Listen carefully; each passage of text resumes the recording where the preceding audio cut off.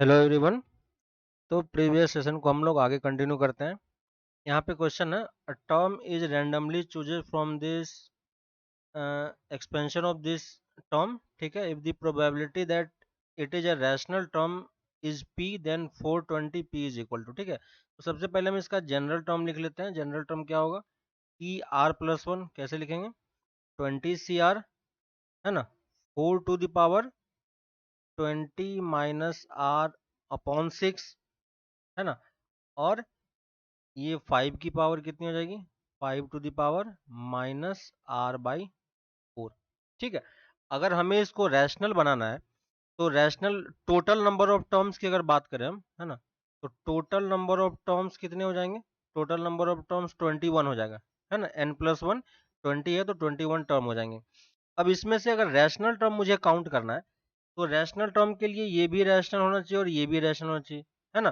तो अगर मैं 5 की बात करता हूँ पहले, तो 5 के लिए r की वैल्यू क्या क्या पॉसिबल है?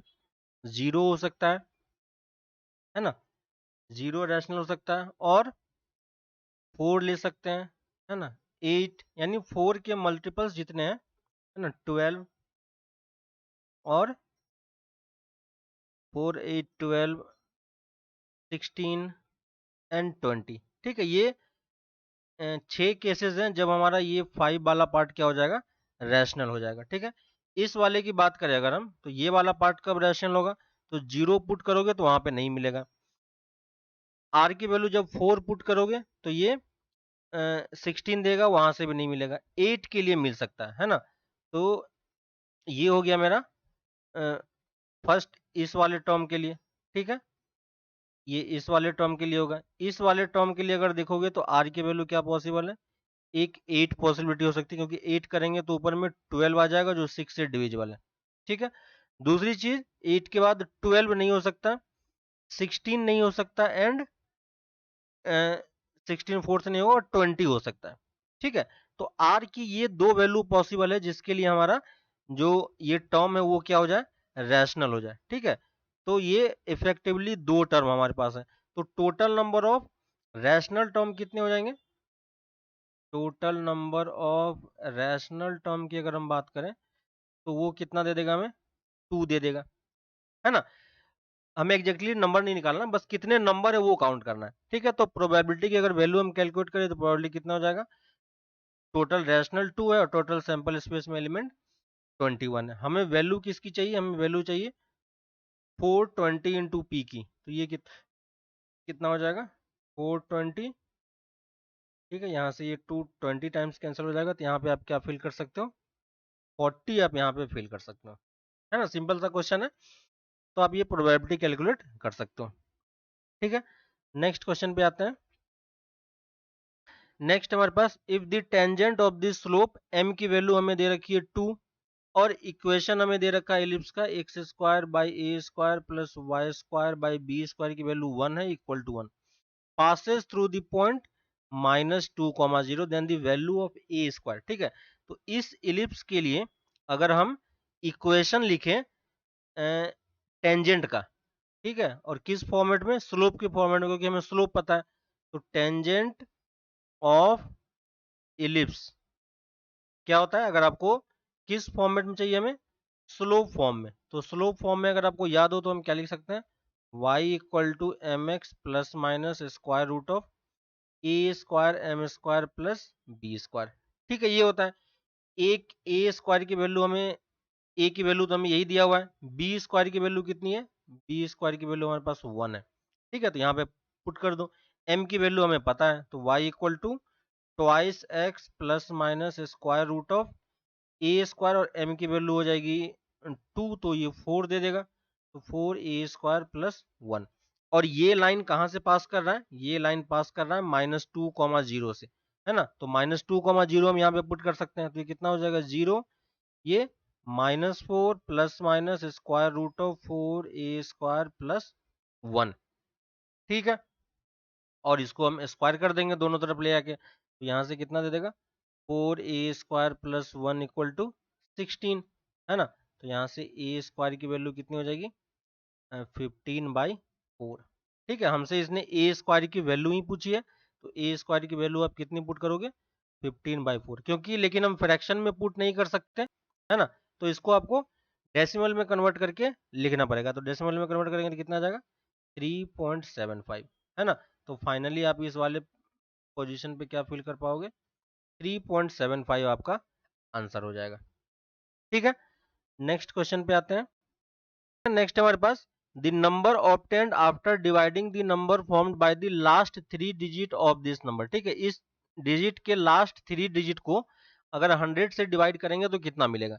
ठीक है, तो कहने का मतलब क्या है कि 7 टू द पावर 256 का हमें लास्ट 3 डिजिट निकालना है ना। अब लास्ट 3 डिजिट हम कैसे निकालेंगे, तो लास्ट 3 डिजिट निकालने के लिए हमें इसको बाइनोमियल यूज करना पड़ेगा। लेकिन बाइनोमियल जब आप यूज करोगे तो हमारा एम क्या होना चाहिए, क्योंकि हमें लास्ट 3 डिजिट चाहिए, तो हम ट्राई करेंगे कि हमारे मैक्सिमम एन और लास्ट के डिजिट्स हमारे पास जीरो जनरेट हो। ठीक है, और कुछ डिजिट हमारे पास आएंगे जिसको हम लिख सकते हैं। ठीक है, जैसे अगर ये नंबर हमारे पास है, पहला मान लो कुछ नंबर आ गया 128, ठीक है, और यहाँ पे नंबर हमारे पास कुछ है, मान लो 80,000 आ गया, ठीक है, ये 70,000 ऐसा कुछ आ गया। तो यहाँ पे देखो कि ये लास्ट 3 डिजिट ये नंबर देगा, तो अगर बाकी टर्म आपका जीरो है तो लास्ट 3 डिजिट आपको यही स्टार्टिंग के नंबर से मिल जाएगा, है ना। तो हमारा एम क्या है कि हम इस 16 को इस तरीके से ब्रेक करें कि हमें जीरो मिलना स्टार्ट हो जाए। ठीक है, और साथ ही साथ हम ये भी ट्राई करेंगे कि हमें एक टर्म मेरा 1 भी रहे, ताकि हमारा कैलकुलेशन इजी हो जाए। ठीक है, तो इसको हम 1 प्लस समथिंग में ब्रेक करेंगे ताकि हमें जीरो भी जनरेट हो और टर्म भी मिल जाए। तो डायरेक्टली 17 से हम नहीं कर सकते, क्योंकि 17 करोगे तो ये 1 प्लस 16 दे देगा, और 16 के स्क्वायर, है ना, यानी अगर आप इसका पावर लिखो 256 और इसको जब आप एक्सपेंड करोगे तो कहीं पे आपको जीरो मिलता हुआ नहीं दिखाई देगा, है ना। तो हम क्या करते हैं, इसका 17 का सेकेंड पावर लेते हैं, तो ये 17 स्क्वायर टू द पावर 128 भी लिखा जा सकता है, और 17 स्क्वायर कितना दे देगा 289। ठीक है, तो ये 289 टू द पावर 128, और 289 को हम क्या लिख सकते हैं 290 माइनस 1, है ना। तो देखो एक टर्म तो हमारा 1 हो गया और दूसरा टर्म हमारा जीरो जनरेट करने वाला हो गया। ठीक है, तो इसी चीज को अगर मैं इस तरीके से लिखूं और इसको मैं अब ब्रेक कर रहा हूं, ठीक है, तो पहला टर्म क्या हो जाएगा, पहला टर्म हो जाएगा 128C0। ठीक है, फर्स्ट टर्म ये है और सेकेंड टर्म ये है, तो सेकेंड टर्म की पावर जीरो हो गई और ये -1 टू द पावर 128। दूसरा टर्म माइनस में देगा, ठीक है, तो मैं ऑल्टरनेटिवली प्लस माइनस लेके चल रहा हूँ। ठीक है, माइनस सेकेंड टर्म कितना हो जाएगा 128C1 इंटू 290, ठीक है, प्लस 128C2 290 टू का स्क्वायर, है ना। और इस टाइप से आपको टर्म मिलता जाएगा। ठीक है, मैंने आगे का टर्म क्यों नहीं लिखा वो आपको अभी समझ में आएगा। इसकी वैल्यू कितनी हो जाएगी, इसकी वैल्यू हमें 1 दे देगी। ठीक है, तो ये हमारा 1 हो गया, माइनस ये कितना हो जाएगा 128 इंटू 290। ठीक है, और थर्ड टर्म यहाँ से हमें कितनी मिल जाएगी, थर्ड टर्म जब आप इसको सॉल्व करोगे तो ये कितना 128C2, तो 128C2 कितना होगा 128 इंटू 127, है ना। तो जब आप ब्रेक करोगे 128C2 कितना दे देगा 128 factorial divided by 2 factorial into 126 factorial. ठीक है, तो यहाँ से कितना दे देगा 127 और 126 से कैंसिल हो जाएगा और ये कैंसिल हो कितना दे देगा 64, है ना। तो इसको जब आप ब्रेक करोगे तो ये कितना हो जाएगा, यहाँ पे आप इसको 64 लिख सकते हो, तो ये 64 आ गया इंटू 127 इंटू 29, यहाँ से अलग कर लेते हैं 29 का स्क्वायर इंटू 100। ठीक ना, और इस तरीके से आपका टर्म आगे जनरेट होता जाएगा। ठीक है ना, अब यहां से अगर आप देखोगे नेक्स्ट टर्म यहां से आगे मिलता जाएगा हमें। यहां पे देखो पहला टर्म तो मेरे पास यहाँ पे 1 हो गया, माइनस, अब देखो क्या हमें इस पूरे टर्म को मल्टीप्लाई करने की जरूरत है क्या, पूरे टर्म को मल्टीप्लाई करने की जरूरत नहीं, क्योंकि हमें लास्ट 3 डिजिट चाहिए, तो इसका हम लास्ट 3 डिजिट ही लिखेंगे। ठीक है, आप इसको मल्टीप्लाई भी कर सकते हो, लेकिन मल्टीप्लाई करने की जरूरत नहीं है। आप इसके लास्ट 3 डिजिट को देखोगे तो ये कितना आ जाएगा 120 आ जाएगा। ठीक है, तो सिर्फ मैं लास्ट के 3 डिजिट लिख रहा हूँ। सिमिलरली इसमें भी मैं क्या करूंगा, लास्ट के 3 डिजिट ही लिखूंगा, पहले कुछ लेंदी सा एक्सप्रेशन आएगा जिसकी हमें जरूरत नहीं है, और लास्ट 3 डिजिट हमें लिखा। और यहां से आगे जब करोगे तो देखो यहाँ पे 10 100 जनरेट हो चुका है, नेक्स्ट वाले में आपका क्या जनरेट हो जाएगा 1000 का टर्म जनरेट हो जाएगा। ठीक है, यहां से आगे हमेशा आपको 3 डिजिट मिलेगा, इसलिए हमने यहां से आगे नहीं मूव किया। ठीक है, और इसको जब सॉल्व करोगे तो ये कितना दे देगा, तो देखो यहां से सॉल्व करो तो ये 800 है। ठीक है, ये कितना हो गया 800 यहां से आ गया, और इसको जब आप सॉल्व करोगे तो ये स्टार्टिंग के 3 डिजिट को बस आपको ध्यान देना है। ठीक है, स्टार्टिंग के बस 3 डिजिट को आपको ध्यान देना है। तो पहला टर्म हमारा प्लस में है, तो ये इसके साथ जब मिलेगा ये 1 इसके साथ ऐड हो जाएगा, है ना, तो पहले डिजिट में यहाँ पे हमारे पास 1 आ जाएगा। ठीक है, इसमें से अगर हम 120 माइनस करें, ठीक है, इसको जब आप सॉल्व करोगे तो ये लास्ट का 3 डिजिट आपका 801 आएगा। ठीक है, देखो मैं यहाँ पे साइड में लिख रहा हूँ, स्टार्टिंग के हमारे पास कुछ नंबर होंगे, डिजिट होंगे, लेकिन लास्ट में ये 1 जो है ये 801 से ऐड होगा, क्योंकि दोनों का साइन प्लस का है। ठीक है, तो हमें लास्ट में 801 मिलेगा, और ये इसका भी पीछे का कुछ टर्म होगा, और लास्ट का 3 डिजिट इसके साथ माइनस होगा। बाकी सब में देखोगे कि लास्ट के डिजिट 0 है, तो इसलिए कोई फर्क नहीं पड़ने वाला है। और इसको जब सब्ट्रैक्ट करेंगे तो यहां से कितना मिलेगा 1 8 और ये 6, है ना। तो लास्ट 3 डिजिट की अगर हम बात करें, लास्ट 3 डिजिट हमारे पास कितना होगा, लास्ट 3 डिजिट 681 ही होगा, है ना। और हमें करना क्या है, इसको 100 से डिवाइड करना है, तो 681 को 100 से डिवाइड करेंगे तो कितना आ जाएगा 6.81। ठीक है, तो यहाँ पे आप डायरेक्टली क्या फिल कर सकते हो, 6.81 आप यहाँ पे फिल कर सकते हो। ठीक है, तो थोड़ा सा कैलकुलेशन है, लेकिन ये कैलकुलेशन पूरा करने की जरूरत नहीं है। लास्ट 3 डिजिट की बात कर रहा है तो हम हर एक टर्म से लास्ट 3 डिजिट को ही देख रहे हैं। इसके आगे का सारा टर्म हमारा लास्ट 3 डिजिट हमारे पास 3 जीरो ही होने वाले, तो उसको देखने की जरूरत नहीं पड़ेगी। ठीक है, नेक्स्ट क्वेश्चन पे आते हैं। नेक्स्ट हमारे पास the area bounded by the curve y equal to 2 minus mod of x minus 2 and the x axis. ठीक है, अगर आपको ट्रांसफॉर्मेशन ऑफ ग्राफ पता है तो पहले आप क्या करोगे, y equal to mod x minus 2 को हम प्लॉट करते हैं। ठीक ना, तो y equal to mod x minus 2 का ग्राफ कैसा हो जाता है, ये x इक्वल टू 2 पे हमें क्या देगा, v शेप देगा। ठीक है, इसके साथ ये माइनस का साइन है, तो यहाँ पे माइनस लगाओगे तो यही ग्राफ कैसा बन जाएगा, ये वाला सेकंड ग्राफ हो गया, तो ये ग्राफ हट जाएगा। और इसमें इसने 2 से ऐड किया है ना, तो 2 से जब ऐड हुआ है तो ये 2 कहां चला जाएगा, 2 यूनिट ऊपर शिफ्ट हो जाएगा। ठीक है, तो फाइनली आपका ग्राफ ऐसा कुछ बनने वाला है। ठीक है, तो इसको मैं सही तरीके से प्लॉट कर देता हूं ताकि आप ये चीज देख पाओगे। ठीक है, तो ये जो फाइनल ग्राफ बनेगा, x इक्वल टू 0 पे अगर आप देखोगे तो y की वैल्यू हमें 0 मिलेगी। ठीक है, और x इक्वल टू 2 पे हमें y की वैल्यू 2 मिलेगी। तो जो आपका कर्व होगा वो कुछ इस टाइप का बनने वाला है। ठीक है, यहां से होगा और यहां से इस तरफ जाएगा, और हमें इसका और x एक्सिस के बीच का चाहिए कर्व। तो हमारे पास हमें एक्चुअली में क्या एरिया निकालना है, ये वाला एरिया निकालना है।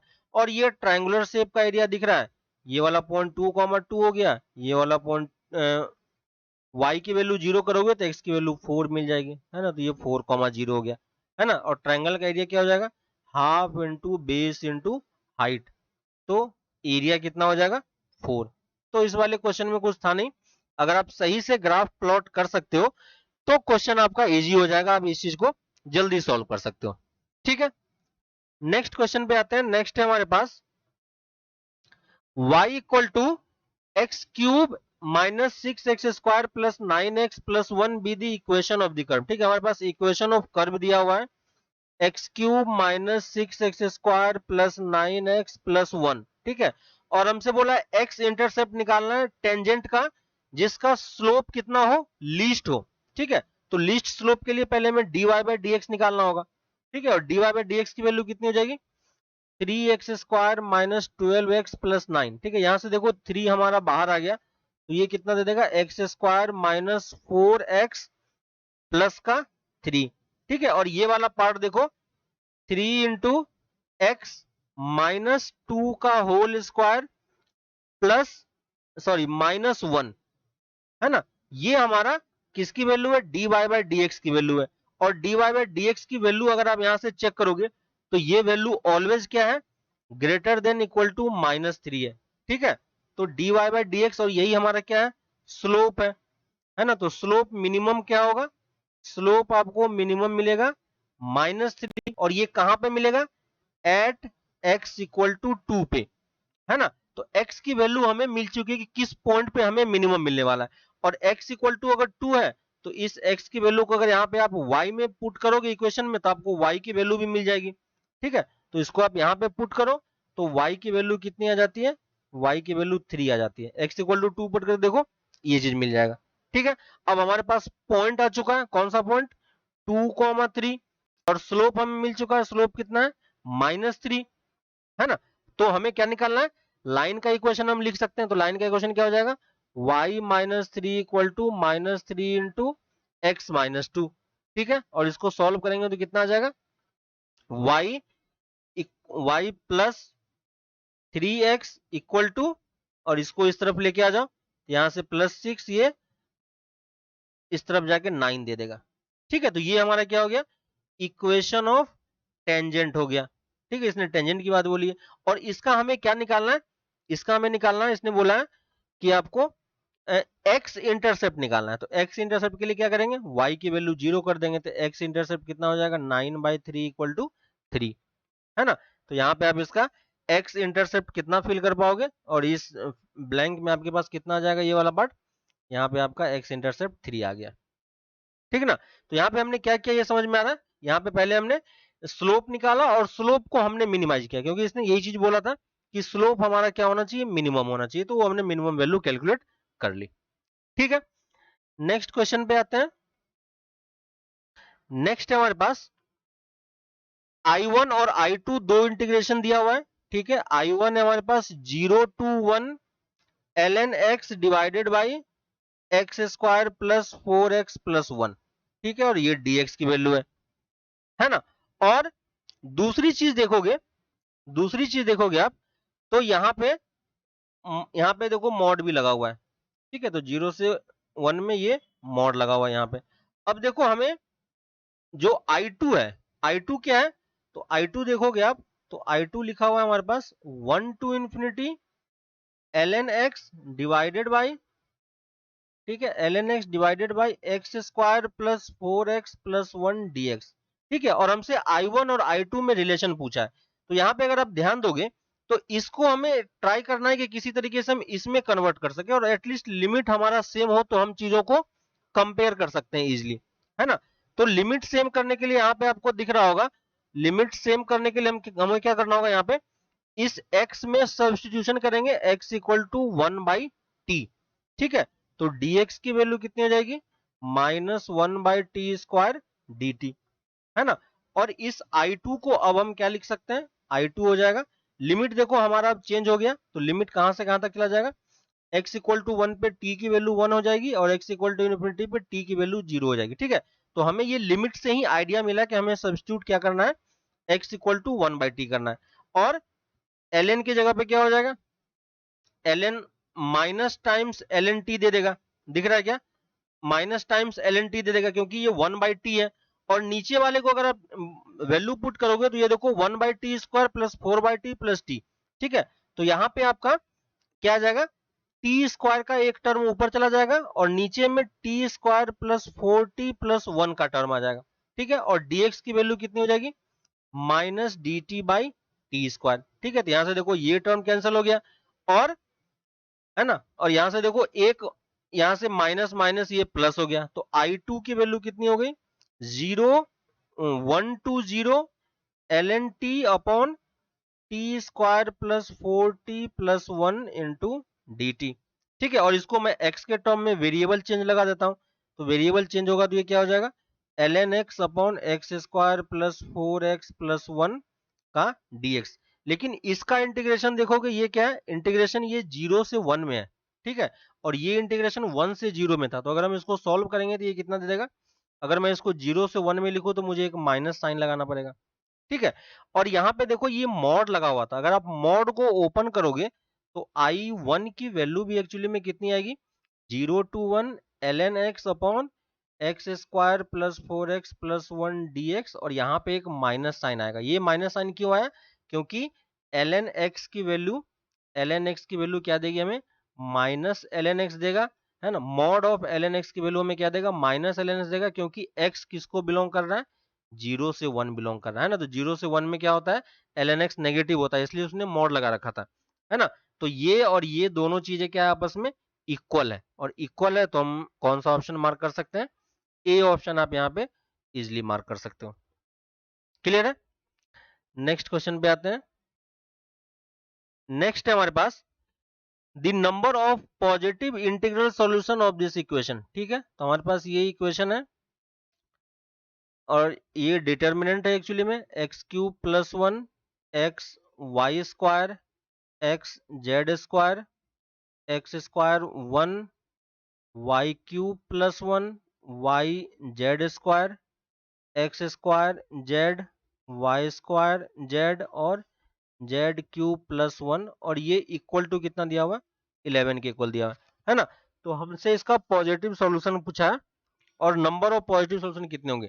ठीक है, तो पहले तो हमें इसको सॉल्व करना है, तो हमें ट्राई करना है कि किसी तरीके से हम maximum number of zero generate कर सकें, या कुछ टर्म कॉमन आ रहा है तो हम कॉमन निकालने का ट्राई करें। ठीक है ना, लेकिन यहाँ पे आप देख रहे हो कुछ भी कॉमन नहीं है, लेकिन हम क्या करते हैं, पहले वाले रो में अगर मैं x से मल्टीप्लाई कर देता हूँ, ठीक है, तो हमें x से डिवाइड भी करना होगा क्योंकि हम डिटरमिनेंट को चेंज नहीं करना चाह रहे हैं।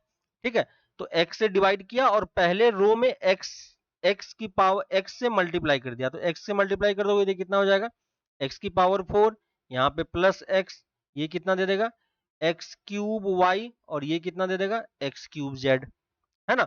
और अब देखो पहले वाले रो कॉलम से अगर आप x कॉमन निकालो तो फिर से x कॉमन आ गया, तो यहां से यहां फिर से ये कैंसिल हो गया।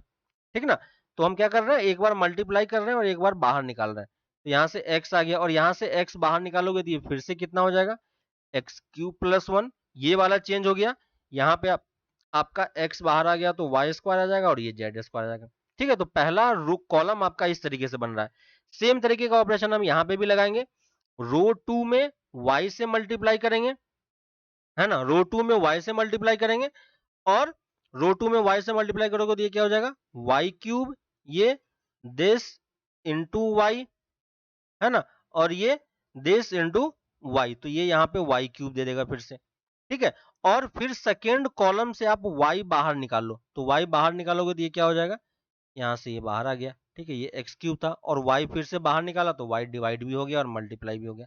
सिमिलरली जेड में करेंगे तो जेड से हमें इसमें मल्टीप्लाई करेंगे तो ये जेड क्यूब दे देगा, है ना, ये भी जेड क्यूब दे देगा, और ये वाला जेड क्यूब इसमें जेड से मल्टीप्लाई हो जाएगा, है ना। और इस थर्ड कॉलम से फिर से हम जेड बाहर निकालेंगे, तो जेड बाहर निकालोगे देखो फिर से ये टर्म जनरेट हो गया और जेड यहाँ पे डिवाइड हो गया। तो एक्चुअली में बाहर में कुछ हुआ नहीं, बस हमने इसको थोड़ा सा रीअरेंज कर दिया।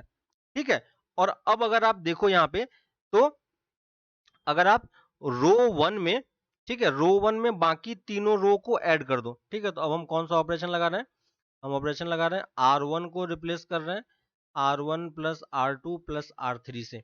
ठीक है, तो R one plus R two plus R three करोगे तो यहाँ पे देखो क्या आ जाएगा, X cube plus Y cube plus Z cube plus one, और हर एक एलिमेंट में देखो सेम चीज आ रहा है। ठीक है, तो यहाँ से आपका कॉमन क्या निकल के आ जाएगा, X cube plus Y cube plus Z cube plus one का टर्म। ठीक है, और यहाँ पे कितना बच जाएगा, यहाँ पे मेरा वन बच जाएगा, यहाँ पे भी वन बच जाएगा और यहाँ पे भी वन बच जाएगा।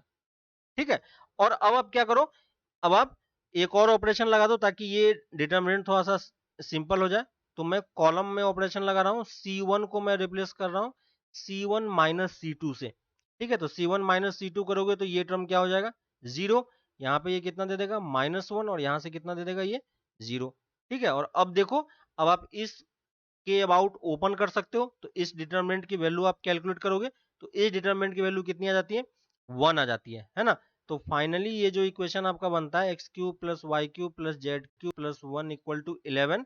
ठीक है, और इसको जब थोड़ा सा और सिंप्लीफाई करोगे तो ये कितना हो जाएगा, X cube plus Y cube plus Z cube equal to 10। ठीक है, और इसके सॉल्यूशन क्या पॉसिबल है, वन वन वन नहीं हो सकता और टू से ज्यादा भी नहीं हो सकता। ठीक है, क्योंकि टू से ज्यादा होगा तो ये 10 से ज्यादा हो जाएगा। ठीक है, तो एक ही पॉसिबिलिटी है कि आप टू ले लो, वन ले लो और वन ले लो। ठीक है, और इसी को आप जितने तरीके से अरेंज कर पाओ। ठीक है ना, तो ये वन टू वन भी हो सकता है और वन वन टू भी हो सकता है ना। तो टोटल कितने सॉल्यूशन पॉसिबल है हमारे पास, थ्री सॉल्यूशन यहाँ पे हमारे पास निकल सकता है इस इक्वेशन का। ठीक है, तो यहाँ पे हम कितना मार्क कर पाएंगे, इस इक्वेशन का सॉल्यूशन क्या हो जाएगा, नंबर ऑफ सॉल्यूशन की बात कर रहा है तो हम 3 यहाँ पे मार्क कर सकते हैं। ठीक है, तो ये आपको समझ में आ रहा है। ठीक है, नेक्स्ट पे आते हैं। नेक्स्ट है हमारे पास the value of this integration. ठीक है, ऊपर वाला टर्म देखो और एक बार ऑप्शन को अगर ध्यान दोगे आप तो ऑप्शन जिस तरीके से है, ऑप्शन को अगर आप किसी एक दो ऑप्शन को डिफरेंशिएट करके देखो तो आपको थोड़ा सा पैटर्न दिखाई पड़ेगा कि हमारा जो ये कॉम्प्लिकेटेड सा एक्सप्रेशन है ये एक्चुअली में लिखा हुआ क्या है। ठीक है, तो ये डायरेक्टली आपको दिखाई नहीं पड़ेगा, लेकिन अगर आप ऑप्शन के थ्रू अगर मूव करते हो, ठीक है, ऑप्शन के थ्रू अगर आप मूव करते हो तो ये चीज आपको समझ में आ जाएगी। नीचे वाला टर्म देखो क्या लिखा हुआ है एक्चुअली में, नीचे वाला टर्म आपका √x-1 का होल स्क्वायर लिखा हुआ है ना। इस x को अगर आप √x का होल स्क्वायर लिख दो तो ये पूरा √x-1 का है। और सिमिलरली ऊपर वाले टर्म को भी अगर आप थोड़ा सा इसको डिफरेंशिएट करते अगर आप तो आपको दिखता है कि ऊपर में भी √x-1 का टर्म जनरेट हो रहा है। ठीक है, क्योंकि बाइनोमियल कोफिशिएंट अगर आप देखोगे तो 4 6 4 बन रहा है ना। इसका मतलब 4c1 4c2 4c3 का टर्म है, तो ये एक्चुअली में √x-1 का होल स्क्वायर का टर्म बन रहा है और ये dx है। तो यहाँ से देखो दो टर्म यहाँ से कैंसिल हो जाएगा, तो ये इंटीग्रेशन सिंपल सा है, √x-1 का होल स्क्वायर dx। ठीक है, और इसको तो हम इंटीग्रेट कर ही सकते हैं, ये कितना हो जाएगा x minus 2√x+1 into dx। ठीक है, तो ये वैल्यू कितनी हो जाएगी x² 2 minus 4/3 x⁻³ plus x plus c। ठीक है, तो कौन सा ऑप्शन मैच कर जाएगा, बी ऑप्शन मैच कर जाएगा। यहाँ पे ये x एक्स्ट्रा लिखा हुआ है, ठीक है, जिसको करेक्ट कर लेना, बी ऑप्शन आपका यहाँ पे आंसर आ जाएगा। ठीक है, सिंपल है। नेक्स्ट क्वेश्चन पे आते हैं। नेक्स्ट है हमारे पास this solution of this differential equation. ठीक है, हमारे पास डिफरेंशियल इक्वेशन है dy/dx equal to x³ plus xy² divided by y³ minus y(x²। ठीक है, और इसका सॉल्यूशन जो वो इस फॉर्मेट का है, तो हमें k की वैल्यू बतानी है, k कितनी होगी। ठीक है, इस वाले में अगर आप ध्यान दोगे तो ऊपर से देखो x कॉमन आ रहा है। ठीक है, तो ऊपर से अगर आप x कॉमन निकालोगे तो ये y² हो जाएगा, ये x² हो जाएगा। ठीक है, और यहाँ पे x आ गया। सिमिलरली नीचे से अगर आप y कॉमन निकालो तो ये y² माइनस x² का टर्म हो जाएगा और यहाँ पे y आ जाएगा। इसको अगर क्रॉस मल्टीप्लाई कर दें तो ये y बन जाएगा और ये x dx बन जाएगा, है ना। तो y dy x dx equal to this. ठीक है, और अब यहाँ पे आपको सब्स्टिट्यूशन अगर दिखाई पड़ रहा हो, है ना, तो अगर आप स्मॉल x² को कैपिटल x ले लो, ठीक है, या कुछ भी ले सकते हो, y² को कैपिटल y ले लो। ठीक है ना, तो यहाँ से देखो आपको डायरेक्टली दिख रहा है ट्वाइस x dx की वैल्यू किसकी इक्वल हो जाएगी, कैपिटल dx के, और ट्वाइस y dy की वैल्यू किसकी इक्वल हो जाएगी, d ऑफ कैपिटल y। ठीक है, यहाँ पे वैल्यू पुट कर दो तो ये कितना हो जाएगा dy/d कैपिटल x। ठीक है, कैपिटल x में, और x² हमारा x के इक्वल है, तो ये x plus y upon y minus x लिखा हुआ है।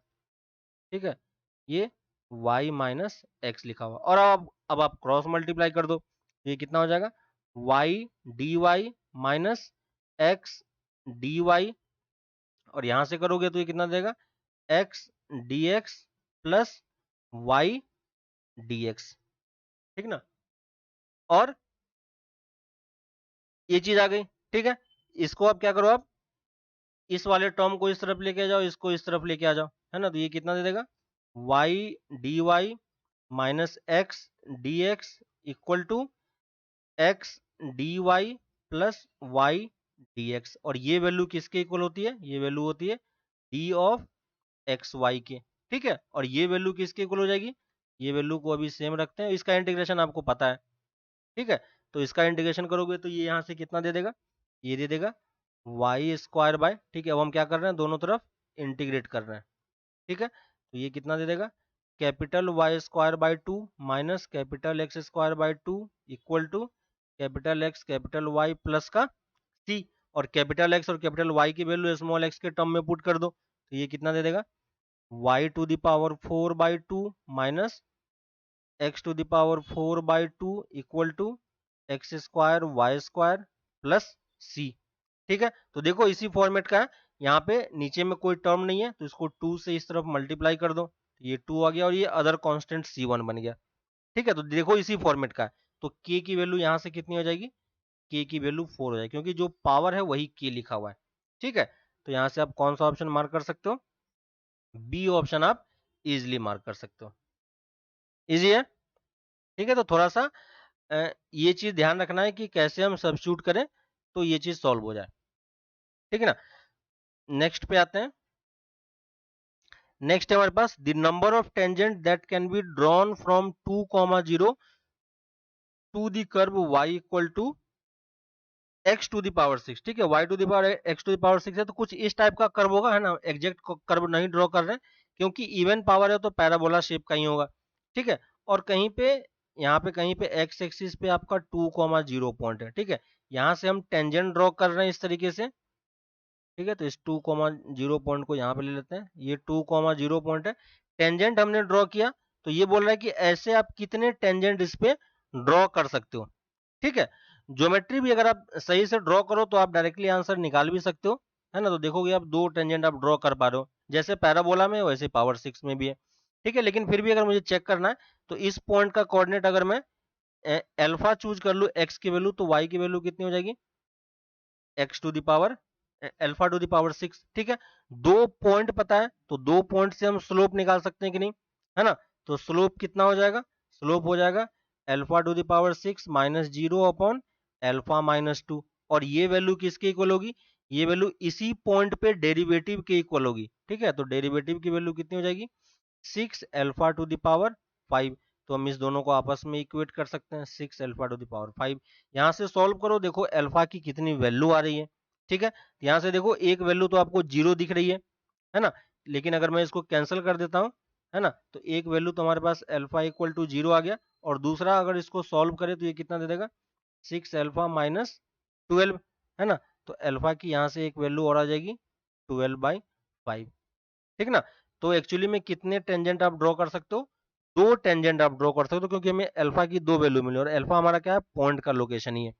ठीक है, तो 2,0 से आप इस पे कितने टेंजेंट ड्रॉ कर सकते हो, 2 टेंजेंट हम यहाँ पे ड्रॉ कर सकते हैं। ठीक है, तो ये चीज आपको समझ में आ रही है। ठीक है ना, तो अभी के लिए फिलहाल इतना ही रखते हैं, फिर नेक्स्ट क्लास में हम इसको आगे कंटिन्यू करेंगे। तब तक आप क्वेश्चन करते रहो और कोई भी डाउट आता है तो आप पूछ सकते हो। ठीक है, तो मिलते हैं फिर नेक्स्ट क्लास में। ओके, चलो बाय।